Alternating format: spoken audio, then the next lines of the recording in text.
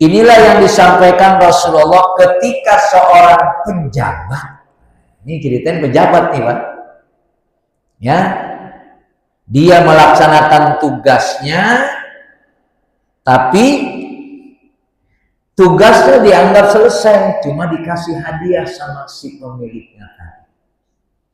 Nah itu tetap tidak boleh, haram. Ya kan saya dikasih Ustadz gak diterima gimana lah gitu ya. Makanya Masya Allah pejabat ini ngeri-ngeri sedap ya. Jadi ini diberi tidak diminta. Apa ilat hukumnya di sini yang menjadikan yang diberi tadi tidak boleh diterima? Karena dia sebagai pejabat. Makanya tadi ilatnya. Sekarang coba, kalau memang benar itu hadiah dari orang itu, coba ente duduk aja di rumah, datang nggak tuh hadiah ke ente? Secara akal tidak mungkin, ya. Secara akal tidak mungkin datang, karena ente pejabat. Ya, pertama sih mungkin diberikan hadiah biasa-biasa saja. Besok mungkin bisa nggak dikurangi itu? Kayak pajak kan gitu kan. Makanya Masya Allah. Ya. Jadi itu saja diberi, apalagi diminta. Bolehlah Bapak bayar pajak nih 100 juta. Sebenarnya Bapak pajak bayarnya 200 juta, tapi 100 juta aja dah. Tapi 100 juta ke negara, 50 juta buat saya. Mau nggak? Udah mau dah, kan di rumah yang ada sisa 50 juta. Itu diminta, ini tidak diminta. Kata Rasulullah, kalau memang itu hadiah buat ente, buktikan. Apa buktinya? Ente duduk aja di rumah ibu ente, duduk di rumah bapak ente, itu hadiah datang. Karena ente sebagai pejabat, akhirnya ente diberikan itu. Nah,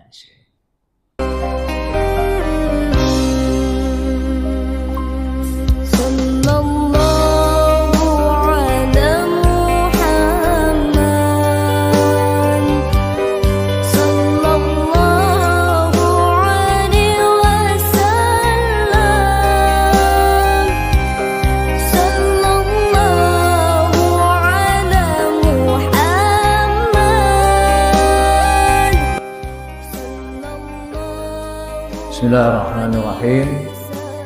Assalamualaikum warahmatullahi wabarakatuh.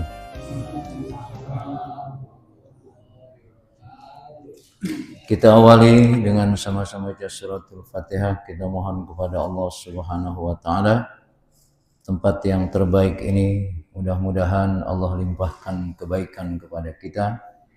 Dan tempat yang terbaik ini memberikan segala kebaikan kepada kita, dan Allah jadikan kita serta keturunan kita orang-orang yang mencintai ilmu.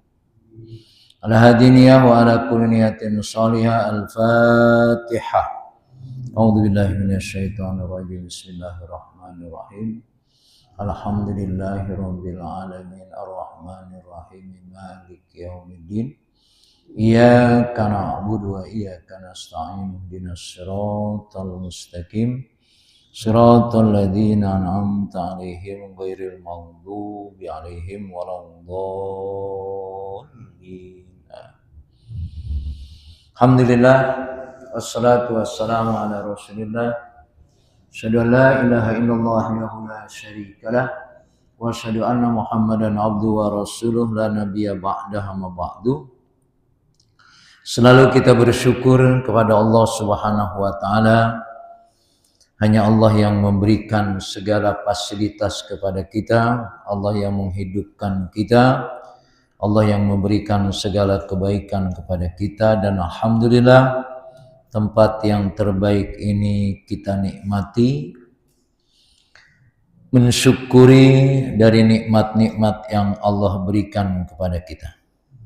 Salawat serta salam kita sampaikan kepada Nabi kita Muhammad sallallahu alaihi wasallam, Nabi yang menjadi uswah kita dalam menjalani hidup dan kehidupan ini.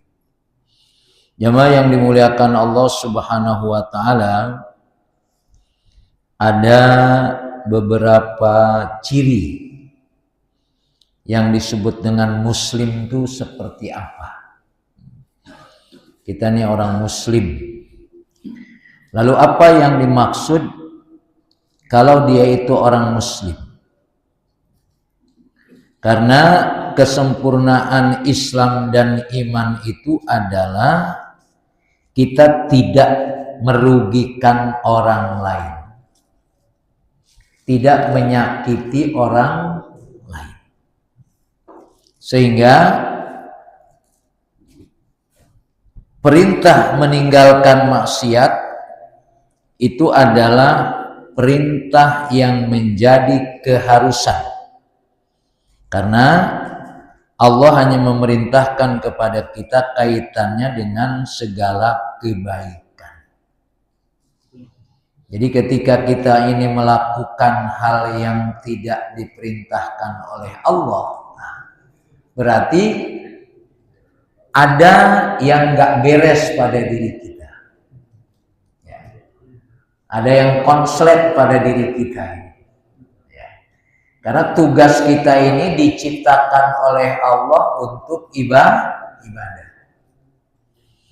untuk melakukan segala apa yang diperintahkan oleh Allah. Maka ketika kita menjadi muslim, itulah indikasinya, itulah ciri-cirinya. Rasul menyatakan di dalam hadisnya, wa an Abdullah ibnu Amr ibnu al-As radhiyallahu anhuma anin Nabi sallallahu alaihi wasallam qala al muslimu man salimal muslimuna min lisanihi wa yadihi wal muhajir man hajara manahallahu anhu, muttafaqun alaih. Orang muslim itu adalah orang yang selamat dari lisannya dan tangannya,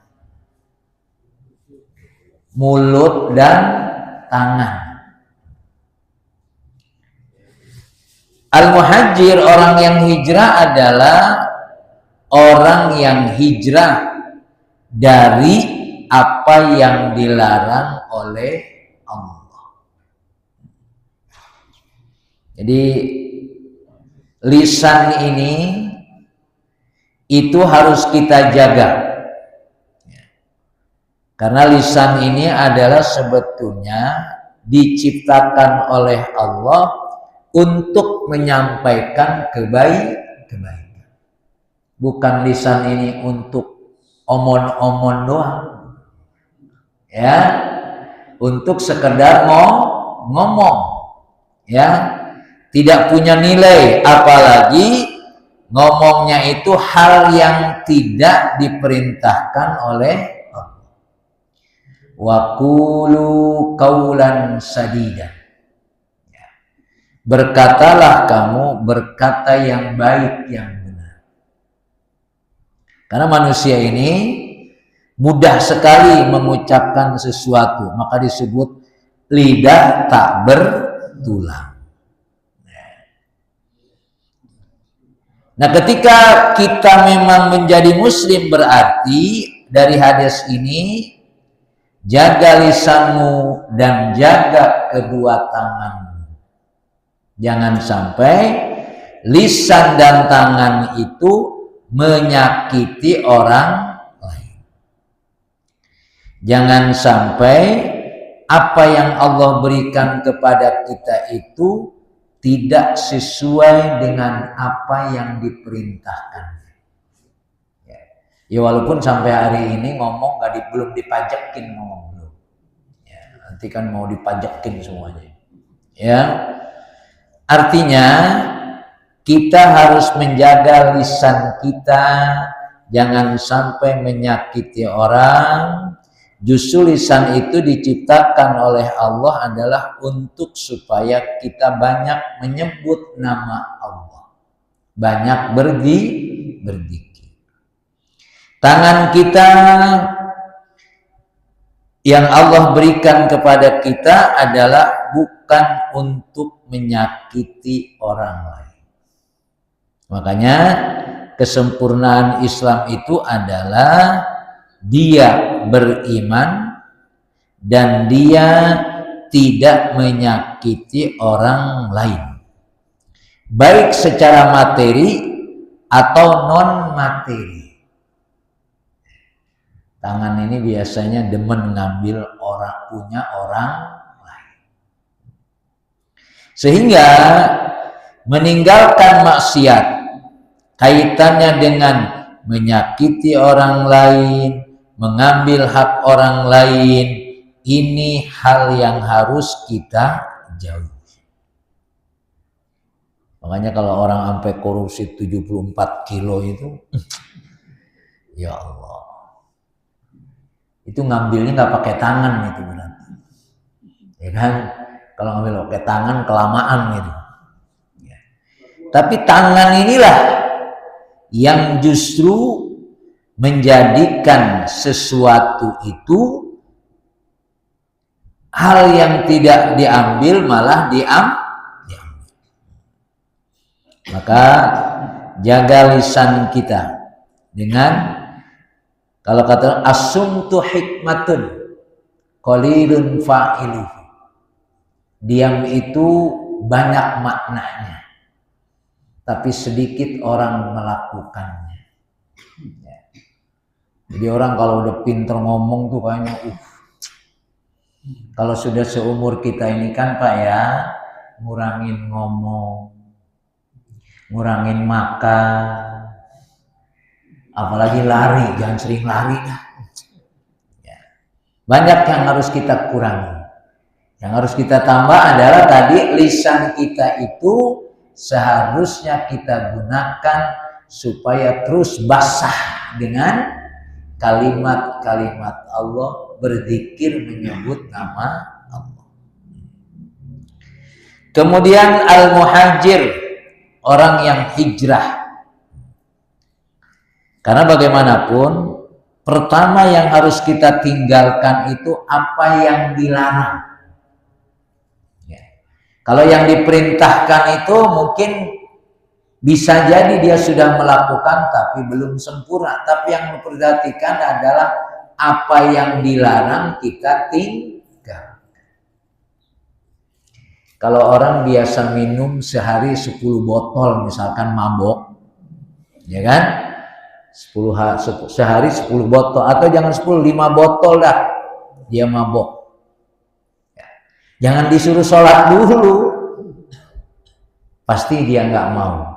Paling tidak dari 5 botol kurangi 4 botol dulu. Ya. Selama berapa hari? Seminggu, 2 minggu, 2 bulan, 3 bulan. Dari 4 ke 3 meninggalkan apa yang dilarang. Karena manusia ini paling susah kan tadi meninggalkan yang dilarang. Ya.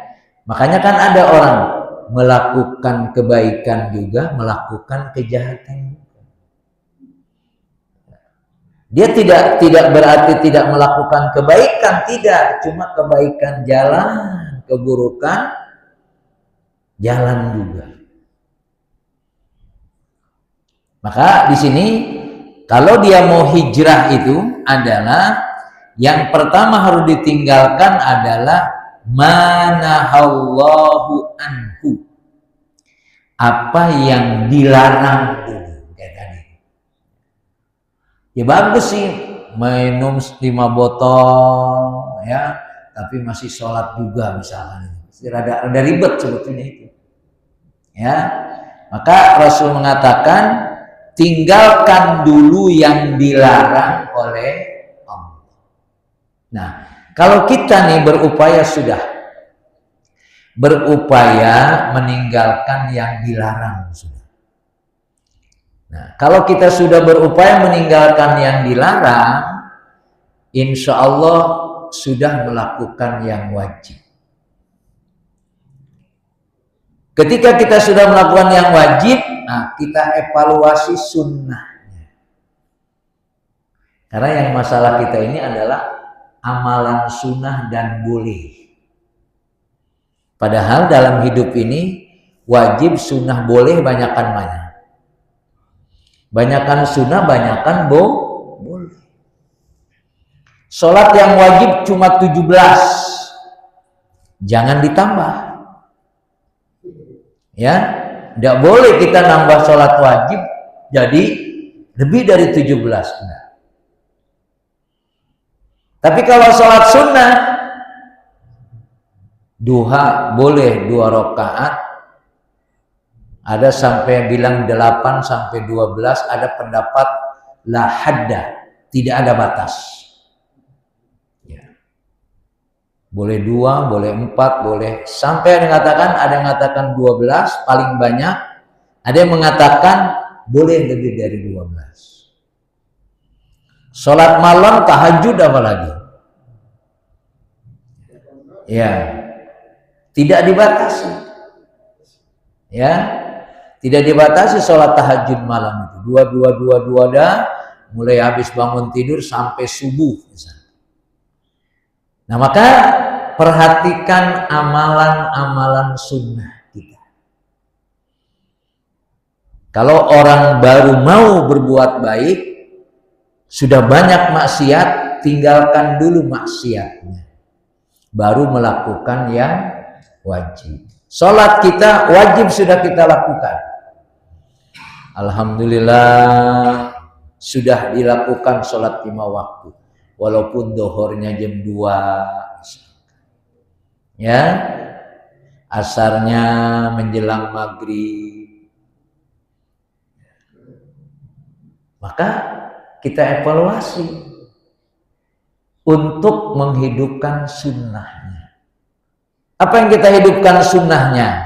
Berarti sholat di masjid berjamaah tepat pada waktunya, melakukan qobliyah ba'diyah. Karena kalau jam 2 dhuhr insya Allah qobliyah enggak, ba'diyah enggak. Gitu kan ya? Nah, jadi sekarang kembali kepada kita, ya. Yang wajib sudah kita lakukan, tinggal evaluasi yang sunnah. Kemudian yang mubah juga diperhatikan. Yang boleh-boleh ini supaya ada pahalanya. Bagaimana mensiasatinya yang boleh supaya jadi pahala? Dikuatkan dengan niat. Tidur misalkan, Bapak tidur itu, begitu tidur Bapak niatkan, saya mau sholat tahajud, mau sholat subuh berjamaah. Maka tidurnya cepat, supaya subuhnya nggak kesiangan, atau kita bisa bangun sebelum subuh. Makan juga begitu. Niatkan makan bukan sekedar kenyang, bukan sekedar enak, tapi niatkan karena al-umur bima qasidiha. Setiap urusan kita itu harus ada tujuannya apa. Apa yang kita lakukan itu sebetulnya tujuannya apa. Dikuatkan dengan innamal a'malu binniyah. Karena amal kita ini harus dikuatkan dengan niat. Mau tidur, mau makan, apapun yang mau kita lakukan. Karena amal kita ini yang akan mengawal kita, nemenin kita. Ya. Karena kan kalau mati ini kan tinggal nungguin jam aja. Kalau nggak jam berarti hari. Ya, kalau nggak jam 8 berarti besok. Kalau nggak hari Senin berarti bulan depan. Kalau nggak bulan depan berarti tahun depan. Pokoknya ngincang terus itu. Nah, maka semua disiapkan dengan amal. Selamatkan lisan kita, selamatkan tangan kita. Maka ketika Rasulullah memerintahkan kepada seseorang yaitu untuk mengambil zakat, petugas zakat. Ketika dia mengambil, lalu dia laporan. Dia laporan, ini zakat yang saya ambil. Sedangkan ini saya dikasih sama orang yang ngasih zakat sama saya. Jadi kalau bayar zakatnya 100 juta, dia dikasih 10 apa maunya? Ya, 200.000 dah. 200.000. Boleh nggak tuh 200.000 tuh? Boleh nggak diterima? Ternyata nggak boleh. Nggak boleh tuh yang 200.000. Tapi kan kata petugas, saya kan dikasih. Nggak minta, saya dikasih. Boleh nggak 200.000 itu, Pak? Kayaknya boleh kali gitu ya. Kayaknya jawabnya kan kayak enakan boleh jawab. Ya, orang dikasih sih. Nah, kita lihat hadisnya agak panjang. Ya. Tapi kata Rasulullah, kalau memang 200.000 itu menurut ente benar, boleh. Udah ente duduk aja di rumah. Ada nggak yang nganterin 200.000? Duduk aja di rumah, duduk gitu. Ada nggak yang nganterin? Nggak ada. Karena ente jadi pejabat. Karena ente jadi pejabat lah, akhirnya ente dikasih duit. Ini malah ada berat ini. Orang saya nggak minta sih. Minta aja masih dianggap halal. Ya, minta aja masih dianggap halal. Ada orang mau ngurusin surat, Bapak mau cepat apa mau lambat? Ya. Kalau mau cepat, ini. Itu aja dianggap halal. Nah, ini dia. Ya. Jadi istamalan Nabi rajulan min Uzdi yuqala lahu Ibnu Lutaibah ada shadaqah. Rasulullah mengangkat seseorang menjadi pejabat dari suku Urdi, ya, yang itu petugas mengambil zakat. Karena zakat itu kan diambil sama negara. Ya, mestinya begitu. Ya. Kita juga udah diambil oleh negara apa? Pajak. Falamma qadama qala hadza lakum wa hadza udiya ilayya. Ketika dia sudah mengambil zakat dari para muzaki itu, ketika dia ngambil, dia store laporan. Nah, ini zakat si fulan segini. Sedangkan ini udiya ilayya.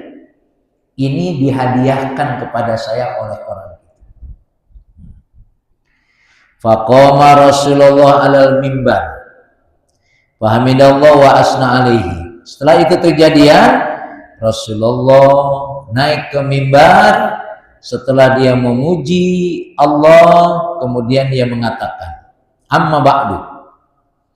Kata Rasulullah, fa ini astamilu rajul minkum ala amal mimma wallanillah.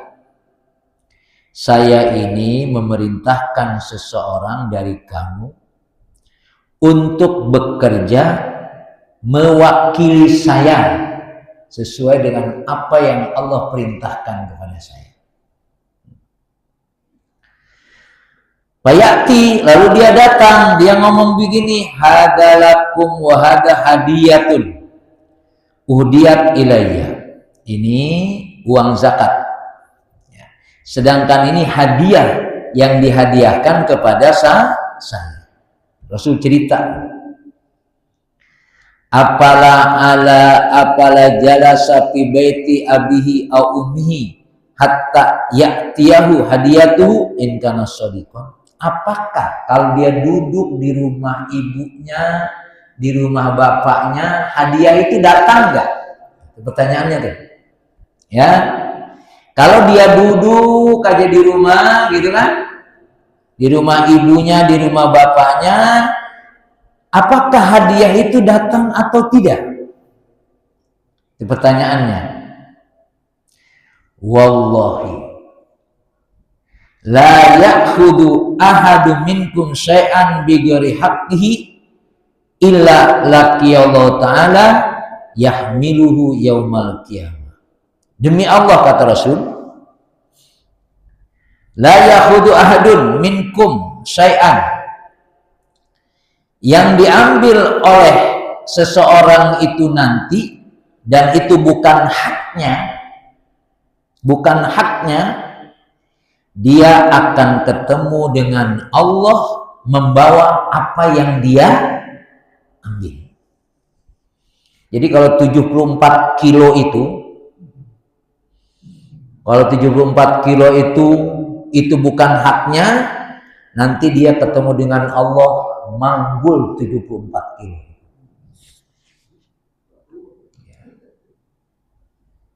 Kalau dia dapatnya mobil Alphard, dia manggul mobil Alphard. Yahmiluhu.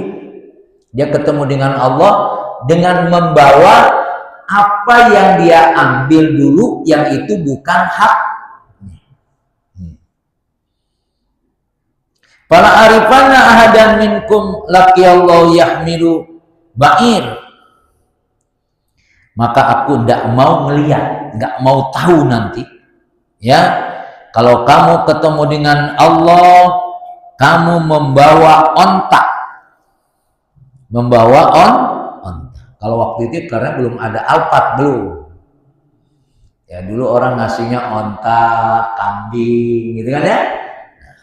Aku tidak mau tahu nanti kalau seseorang dari kamu ketemu dengan Allah, yahmilu ba'iran lahu ru'aan, membawa onta, memanggul onta, sambil onta itu bersuara. Suara onta kayak gimana, Pak? Kalau suara kambing saya tahu, B. Ya.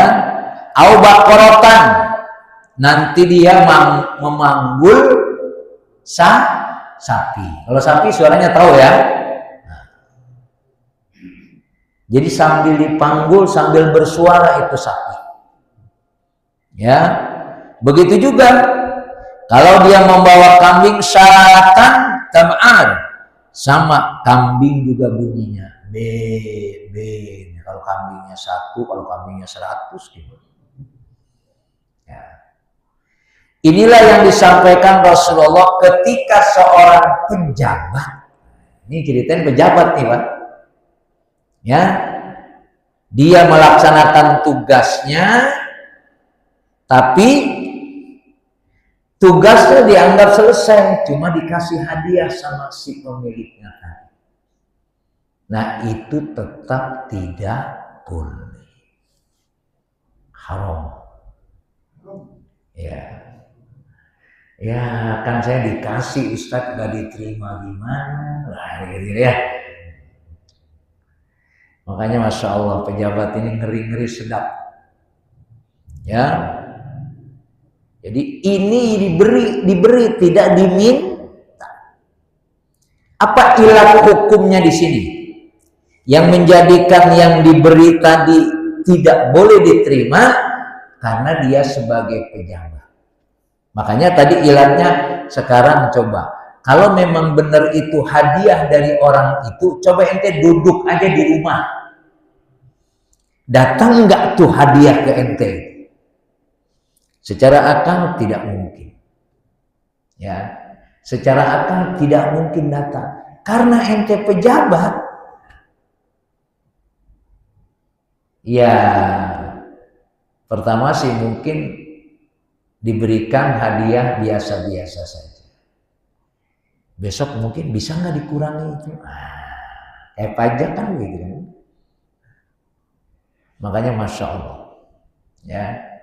Jadi itu saja diberi, apalagi diminta. Bolehlah Bapak bayar pajak nih 100 juta. Sebenarnya Bapak pajak bayarnya 200 juta, tapi 100 juta aja dah. Tapi 100 juta ke negara, 50 juta buat saya. Mau nggak? Udah mau dah, kan di rumah yang ada sisa 50 juta. Itu diminta, ini tidak diminta. Kata Rasulullah, kalau memang itu hadiah buat ente, buktikan. Apa buktinya? Ente duduk aja di rumah ibu ente, duduk di rumah bapak ente, itu hadiah datang apa? Karena ente sebagai pejabat, akhirnya ente diberikan itu. Nah, man wajaba waliyal amro jam'az zakah wa sarafa li mustahiqiha bil adli. Ketika seseorang itu membayar kewajibannya membayar zakat ya kepada pejabat tadi dengan adil. Al hadiah li wilayatil umur al muwaddafin nadran mazikuhum wa manasibuhum wa syautu biharamin i'ta'uha. Tadi yang namanya hadiah, nggak ada hadiah, nggak boleh, nggak boleh hadiah itu, karena posisi ente sebagai pejabat. Ya.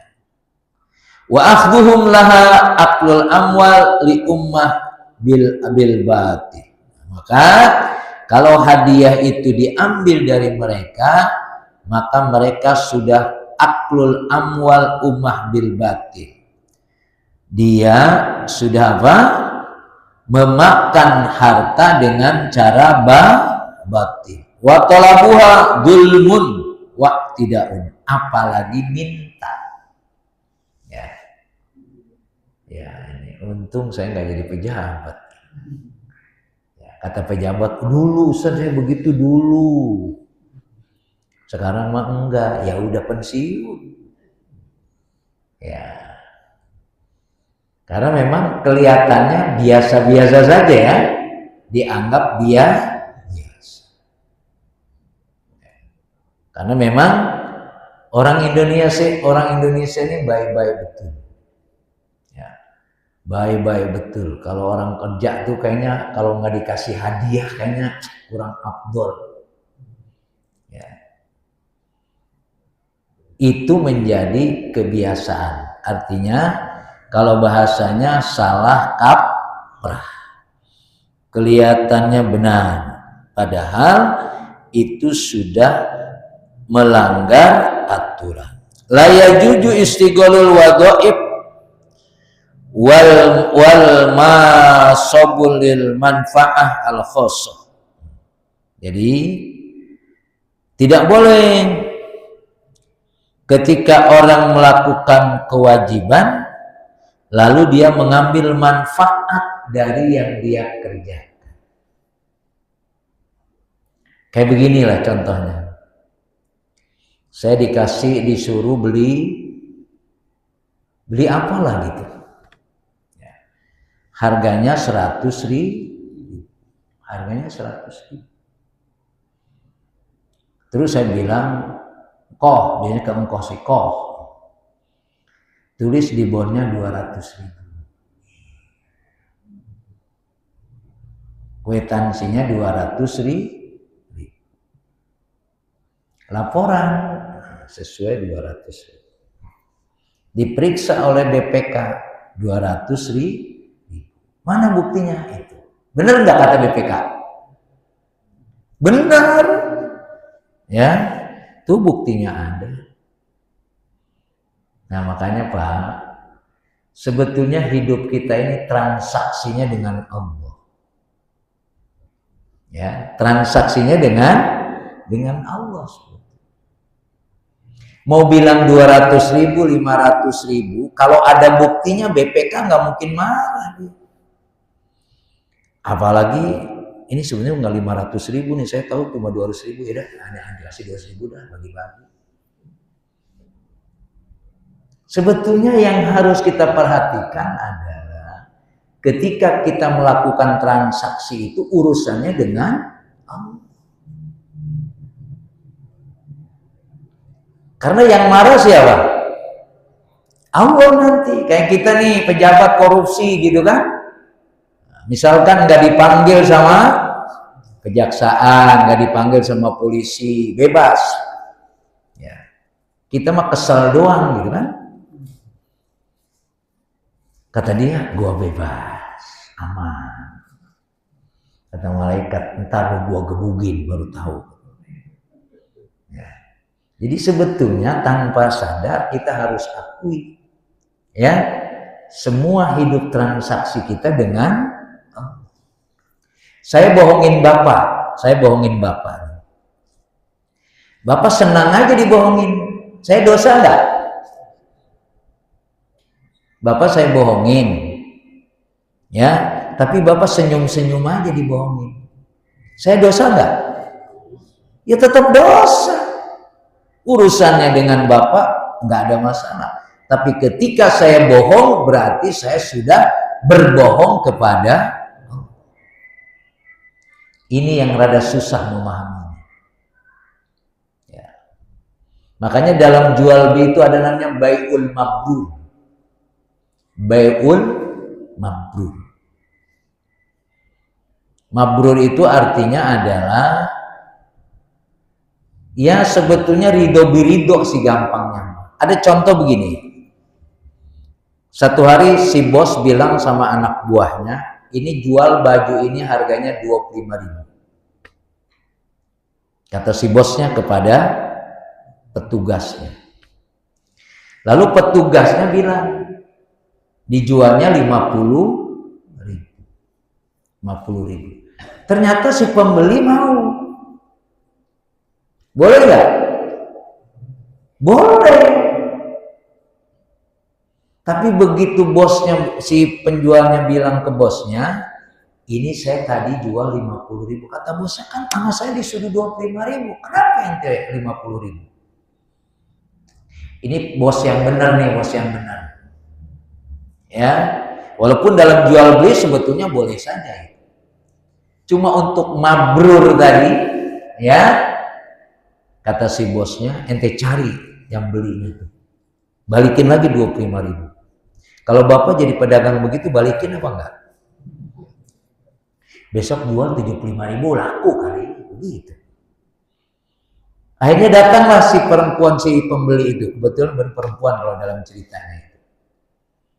Kata si ibu tadi, enggak, saya udah ikhlas. Ya, ikhlas, saya enggak apa-apa, saya senang baju itu. Tapi si bosnya Masya Allah, ibu dua pilihan, saya kembalikan duitnya, ibu balikin bajunya, atau ibu ngambil baju satu lagi. Masya Allah. Ya. Gitu. Jadi jual beli juga ada yang tidak mabrur. Karena bapak kalau udah tahu ternyata harga ini segini, bapak kesel nggak? Saya beli di sana 50.000 padahal cuma 25.000 di toko yang lain. Itu namanya bai'ul mabrur. Maka dalam muamalah ini, ya, muamalah ini menjadi penting kita memahami. Karena kaitannya dengan hak saya atau bukan, punya saya atau bukan. Karena ketika orang menerima sesuatu itu, kalau urusan dunia biasanya mikirnya rada pendek. Ya. Orang ngasih, ini duit apa, nggak ditanya, gue dikasih sih, ya kan? Nah, sehingga kita tidak bisa memastikan kehalalan apa yang kita terima. Maka ketika itulah Rasulullah memerintahkan kepada Mu'ad bin Jabal, ya, Wa an Mu'adz radhiyallahu anhu qala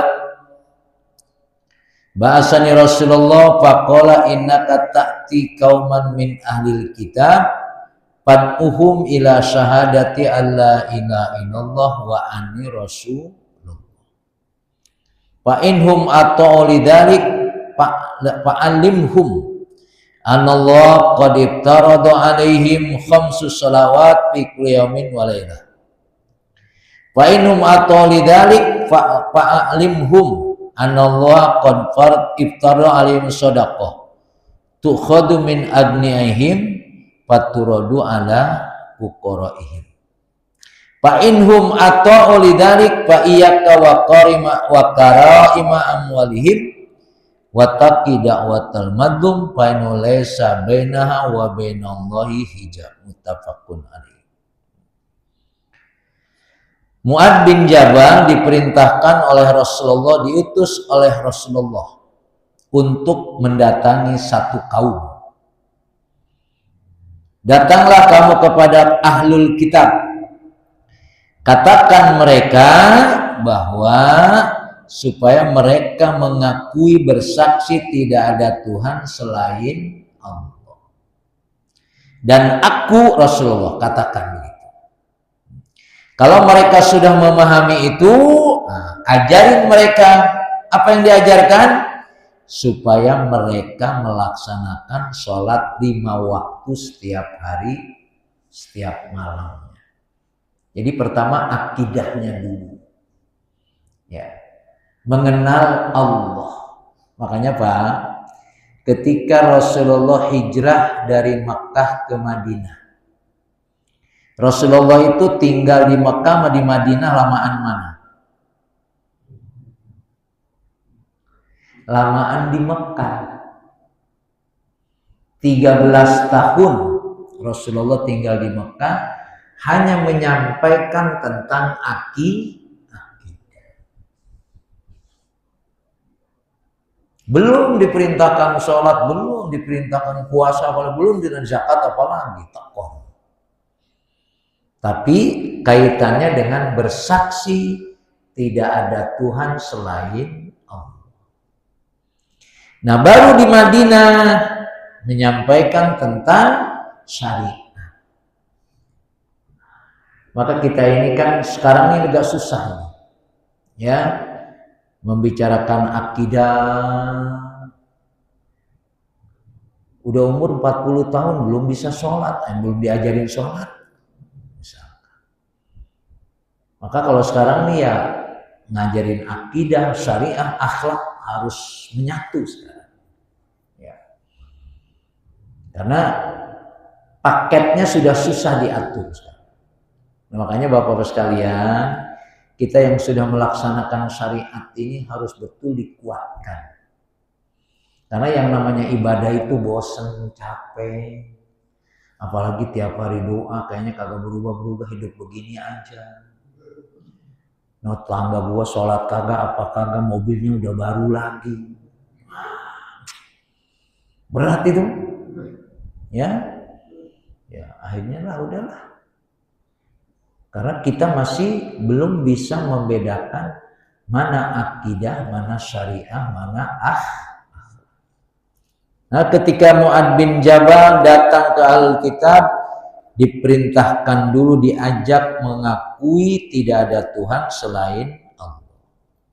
Setelah mereka menyadari itu, fa inhum atau lidzalika fa'alimhum anallahu qad iftarada alaihim khamsa shalawat fi kulli yaum wa lailah. Kalau mereka sudah mengakui Tuhan sebagai Allah Rabb mereka, Nabi adalah Rasulullah, ajarkan kepada mereka bahwa Islam memerintahkan sholat 5 waktu sehari semalam. Kalau itu sudah mereka lakukan, fa inhum ata'u lidzalik fa'alimhum anallahu qad iftarada alaihimus shadaqah tukhadu min aghnihim wa turadu ala fuqaraihim. Kalau mereka sudah sholat, nah kasih tahu lagi, ajarin lagi bahwa Allah memerintahkan kepada mereka untuk membayar zakat. Zakat itu diambil dari orang kaya, diberikan kepada orang miskin. Itu langkah yang ketiga. Langkah yang ketiga. Fa inna ma tawlaka bidzalik fa iyyaka wa qarani ima amwalihim. Kalau mereka sudah bersyahadat, sudah melaksanakan sholat, sudah membayar zakat, nah hati-hati. Jauhi harta mereka, jangan sampai harta mereka dicolong, harus dijaga. Maka disinilah kita tidak boleh mengambil hak orang lain. Maka kalau orang nggak bayar zakat, biasanya hilang duitnya. Tahu siapa yang ambil. Ya. Karena kewajiban itu harus dipenuhi. Ya. Dulu ada cerita pejabat lah. Pejabat tuh rumahnya dijaga dengan, ya ada yang jagalah rumahnya. Tapi ternyata maling masuk juga. Maling masuk tuh, mengambil hartanya. Padahal di depan rumahnya banyak penjaga. Saya bilang kayaknya bukan maling tuh, malaikat. Karena kalau harta kita ini ya, harta kita tidak dibersihkan, ya, tidak melakukan itu pasti. Yang paling gampang itu musibahnya kena banjir atau gampang sakit mulu. Duitnya banyak tapi sakit mulu. Makanya zakat itu kan khudh min amwalihim shadaqatan tutahhiruhum wa tuzakkihim biha. Membersihkan harta dan membersihkan jiwa, nafsu. Maka kalau enggak dipaksa nanti sama Allah. Tetap hartanya habis. Nah, hartanya habis. Ya. Wattaqu da'watal mazlum, dan takutlah kamu kepada orang yang dizalimi. Nah, hadis ini jamaah yang dimuliakan Allah Subhanahu wa taala, wujubu tabligul kufar wa dawatum ilal Islam qabla qitalihim. Kalau dulu, zaman dulu itu mereka dikasih tahu dulu tentang Islam, tapi kalau nggak mau diperangi, dulu begitu modelnya. Ya, untuk memastikan, membedakannya. Kalau sekarang kan nggak begitu, lakum dinukum. Makanya ayat perang itu mansuh. Ya, ayat perang itu mansuh terhadap orang yang mau diajak untuk masuk Islam. Karena dengan lakum dinukum. Kalau dulu diajak, kalau enggak, lu muslim apa gua bunuh kira atau perang, kira-kira gitu. Ya. Kalau sekarang kan perang bukan ngurusin itu, kalau sekarang ngurusin berebut minyak kalau sekarang. Ya kan? Amerika sama Iran rebutin apa ya? Iya, rebutin kekuasaan untuk menguasai. Nggak ada urusannya dengan agama tuh nggak ada.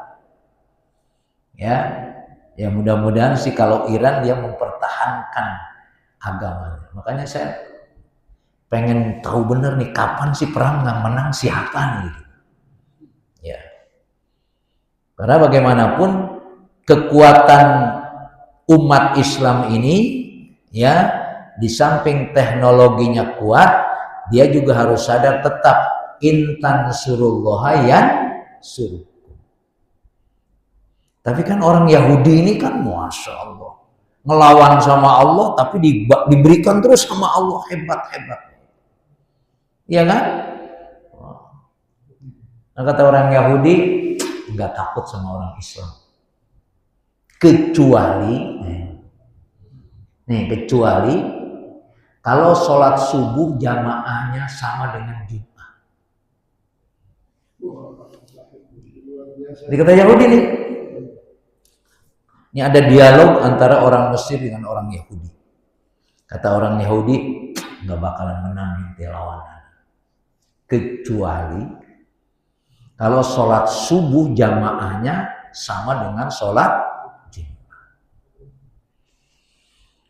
Di Masjid At-Taubah ini insya Allah belum begitu.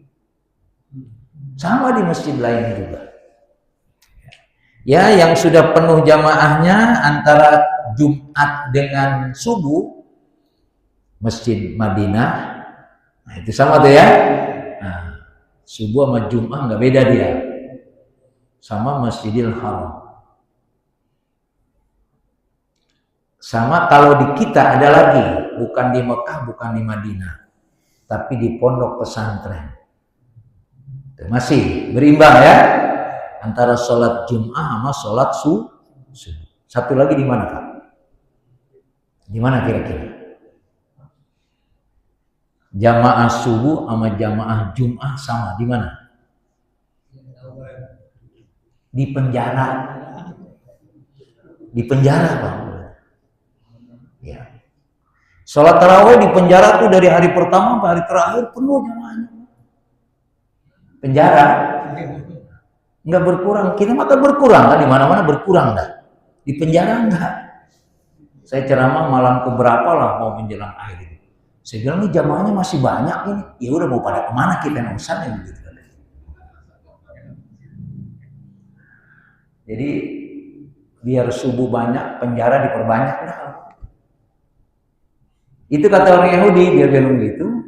Ya, kita takut sama orang Muslim. Kalau jamaah subuhnya sama dengan jamaah Jumat. Makanya masih bingung juga saya kalah apa menang di Iran tadi Yahudi. Jadi bagaimanapun ketaatan kita kepada Allah kan salah satu bentuk intan surullah yang kita taat ibadah dengan mengikuti sunnah-sunnah itu bukti kita menolong Allah dalam tanda kutip. Ya. Karena apa yang Allah perintahkan kepada kita melakukannya, Allah pun akan memberikan apa yang dihajatkan oleh kita. Kalau kata Rasul, ihfadillah yahfad.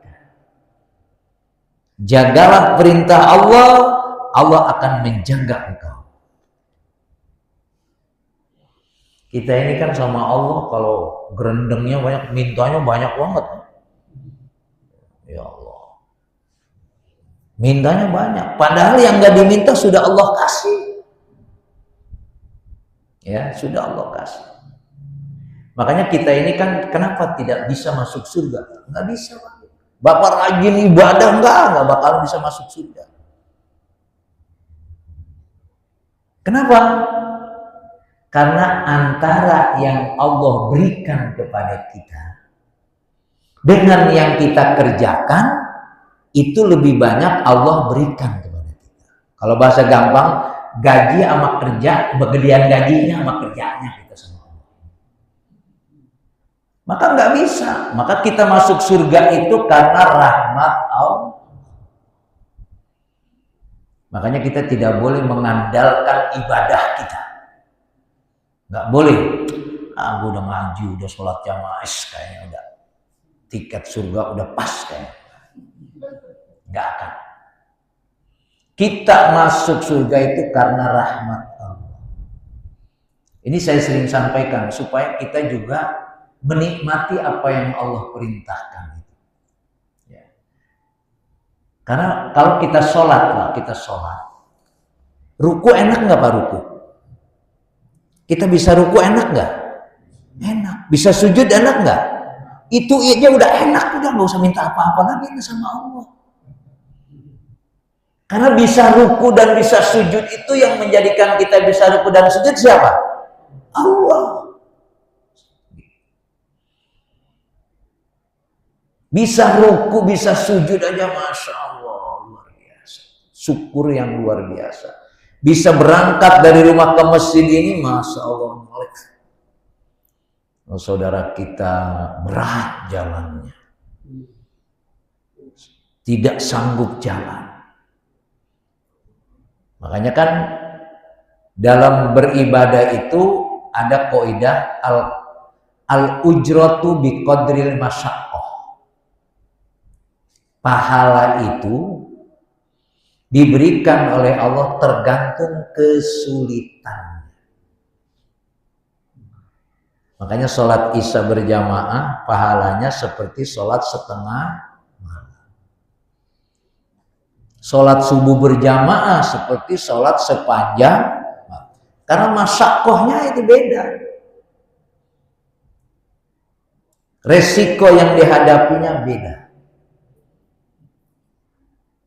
Sehingga ketika kita melakukan apa yang Allah perintahkan, kembali kepada resikonya tadi.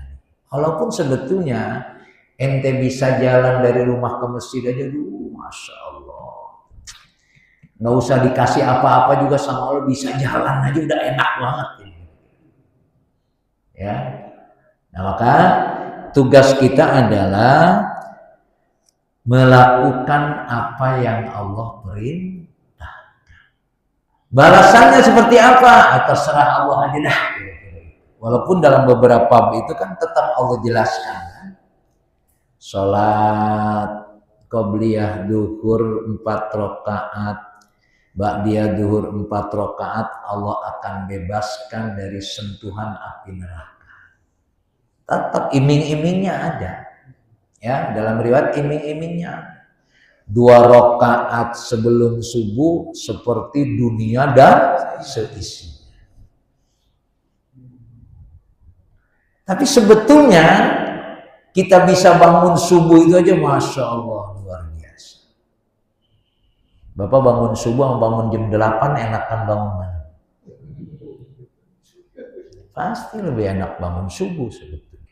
Nah maka kembali ya, ketika kita sudah taat, melakukan, meyakini, maka kan yang jadi masalah ini kan tadi keimanan kita kepada Allah dan keimanan kita kepada Rasul belum sempurna. Sehingga tadi tuh, ya rajin sholat juga sama aja. Oh kagak sholat dia begini. Gitu kan? Tapi kalau kita udah asyhadu an la ilaha illallah wa asyhadu anna muhammadar rasul, maka kalimat la ilaha illallah ini menjadi kekuatan untuk kita bisa melakukan apa yang Rasul perintahkan. Maka dakwah ini ya, dakwah yang dilakukan oleh Mu'adz bin Jabal sesuai dengan perintah Allah itu stepnya begitu. Syahadat, beriman kepada Allah dan Rasul, kemudian sholat, kemudian zakat atau sedekah. Nah 3 ini yang harus kita perhatikan. Ya, tidak cukup kita hanya sholat saja, tapi meditnya kencang. Sholatnya rajin, meditnya lebih. Karena tadi itu, apa iya ya kalau gua sedekah Allah ganti ya? Makanya begitu kotak amal lewat itu kan buka dompetnya lama banget. Bukan nyari yang 100.000, nyari yang 2.000. Kayak gitu. Itu kan soal keimanan, keyakinan. Sehingga kita tidak melakukan apa yang Allah perintahkan. Ngerjain juga sih, itu cuma masih bagus sih. Sampai ada anak anekdot kan begini. Begitu ngambil dari kantong nih, 2.000 masukin. 100.000-nya jatuh. 100.000-nya jatuh. Diambil sama anak muda. Diambil aja. Begitu diambil dimasukin kotak. Kata si bapak itu, wah anak guna di 100.000, gua aja 2.000. Begitu selesai sholat, Pak, tadi yang 100.000 itu duit bapak, saya masukin. Akhirnya dia minta sama panitia, duit 100.000 punya saya tadi dimasukin bocah. Sampai begitu. Ya. Saking pokoknya kudu 2.000 aja gitu. Iya. Diminta panitia, atau kalau enggak balikin aja dah, balikin. Saya ngasihnya 2.000, 100.000-nya balikin, 2.000-nya ke sini. Sampai itu cerita itu bisa benar bisa enggak. Saking sayangnya sama mestinya alhamdulillah. Berarti saya diingetin, malah enggak diminta sama pengurus ngambil kotak. Duit saya 100.000 tadi jatuh tuh dimasukin ke situ. Masya Allah. Jadi 3 tahap ini akan berurutan. Ya. Beriman kepada Allah, beriman kepada Rasul, sholat dulu. Ya, sholat. Ya. Karena ada orang yang dermawan tapi nggak sholat, nggak bisa. Banyak orang-orang itu yang memberikan duit banyak tapi nggak sholat, enggak. Karena imannya di situ mesti. Makanya kan yang akan dihisab pertama itu adalah amalan sholat. Kalau orang sholatnya benar, sodakohnya benar Pak. Ya, kalau sholatnya benar, sodakohnya benar nanti. Zakatnya apa lagi? Ya. Karena orang sholat itu tanha anil fahsya wal munkar. Jadi kalau koruptor itu dia tidak mencegah, sholatnya belum benar itu, harus kita akui. Ya. Bukti apakah sholat kita itu benar atau tidak, efek di luar sholat. Apakah bisa mencegah dari perbuatan keji dan munkar? Ternyata tidak cukup itu saja. Setelah kita sholatnya benar, mencegah perbuatan keji dan munkar, lalu sholat itu tadi dilanjutkan dengan bagaimana kita terhadap manusia lainnya. Maka ada hukum zakat atau sedekah. Wallahu a'lam. Ya. Jadi apa yang saya sampaikan pada malam hari ini, jaga lisan kita, jaga tangan kita. Jangan sampai lisan kita ini tidak sesuai dengan apa yang Allah perintahkan. Jangan sampai tangan kita ini mengambil hak orang lain, merugikan orang lain. Karena ketika kita mengambil hak orang lain, yang kita ambil itu nanti akan dibawa oleh kita ke hadapan Allah. Kalau dikasih alpat, nanti alpatnya dipanggul sebenarnya. Ya, kalau kontainer dia panggul kontainer itu isinya emas semua, dihadapkan kepada Allah. Karena itu yang akan menjadi konsekuensinya kalau kita mengambil bukan hak dia. Untuk menguatkan kita supaya sholat kita bagus, supaya zakat kita bagus, sedekah bagus, kita harus meyakini apa yang Allah perintahkan itu pasti akan menguntungkan kita. Inna wa'dallahi haqqun, janji Allah itu benar.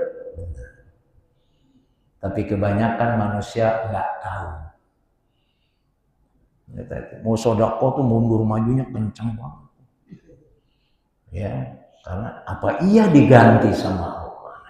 Itu soal akidah. Wallahu a'lam bishawab. Al-Fatihah. A'udzubillahi minasyaitonir. Bismillahirrahmanirrahim. Alhamdulillah. Ar-Rahmanir-Rahim. Maliki yaumiddin. Iyyaka na'budu wa iyyaka nasta'in ihdinas siratal mustaqim siratal ladzina an'amta 'alaihim ghairil maghdubi 'alaihim waladdallin. Astaghfirullahal ladzim. Allahumma shalli 'ala sayyidina Muhammad wa 'ala ali sayyidina Muhammad. Wassallim radhiyallahu ta'ala an kulli sahabati Rasulillah ajma'in walhamdulillahi rabbil alamin. Allahumma inna ala dzikrika wa syukrika wa husni ibadatik. Allahumma inna nas'aluka ridhaka wal jannah wa na'udzubika min sakhatika wan nar. Allahumma inna nas'aluka al-huda wat tuqa wal afaf wal ghina. Allahumma inna na'udzubika min ilmin la yanfa wa min qalbin la yakhsha wa min du'ain la yusma wa min nafsin la tashba.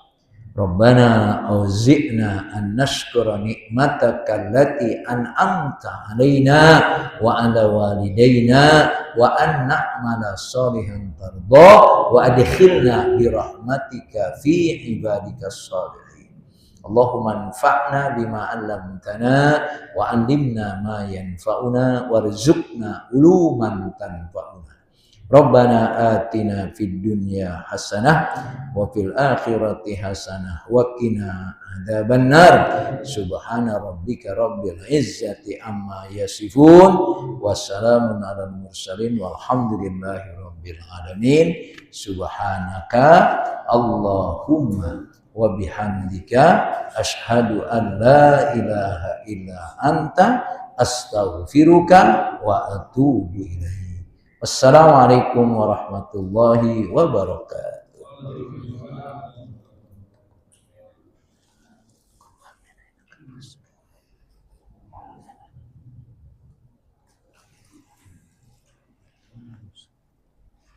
Besok di rumah Fajir ya? Iya.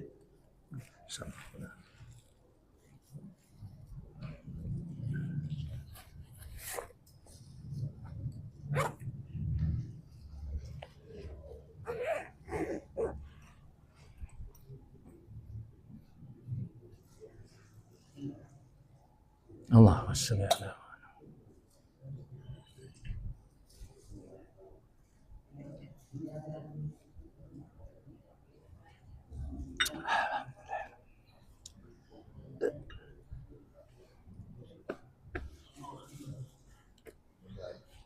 barik, barakallah.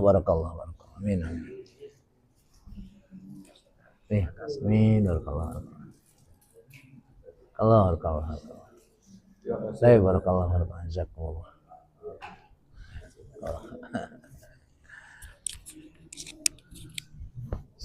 Afwan. Mari.